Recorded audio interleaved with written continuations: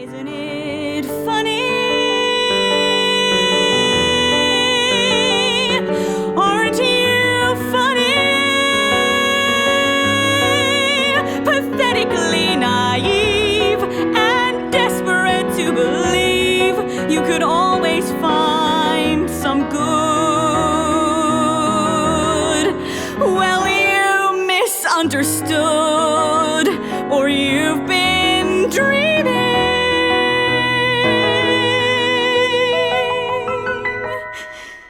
'Cause people are just cruel. I was having an affair, and my lover's name was Tony Hendon. He managed my husband's casino. He wore a tux. I went crazy for the guy, which is why I embezzled from my husband. We stole from my husband's casino $6 million.